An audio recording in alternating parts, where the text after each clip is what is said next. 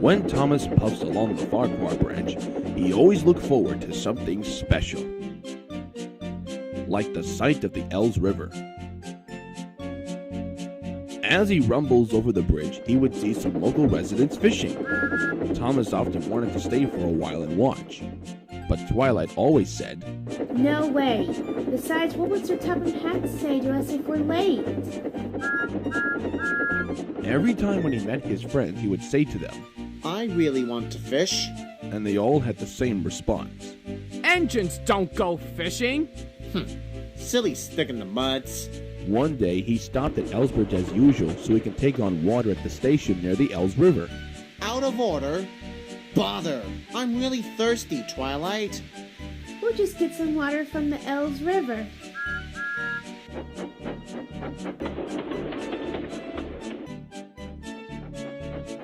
They borrowed a bucket and some rope and went to the Ells River Bridge.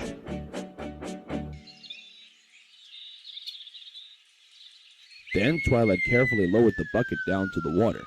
It was very old and had 5 holes in it, so she had to fill it, pull it up, and pour it into Thomas's water tank as quickly as she could, many times over.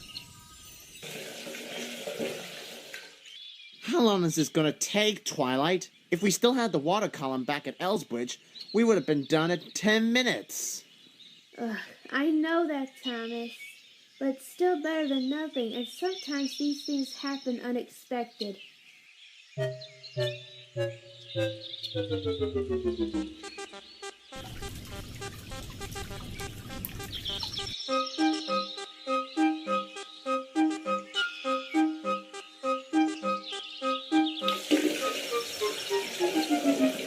Within an hour, she finished the job at last.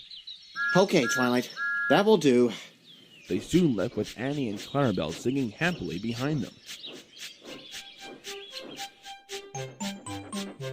Suddenly, just outside Hackenbeck Station, Thomas began to feel some pain in his boiler. Then steam hissed from his safety valve in an alarming way. There's too much steam pressure building up in you, and still rising, and well, you know. Oh no!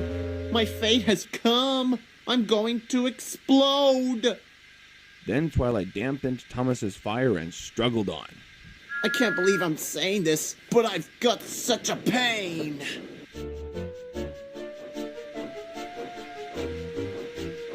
Soon they stopped just outside Farquhar Station, uncoupled Annie and Clarabelle, and ran Thomas, who was still hissing fit to burst, on a siding out of the way.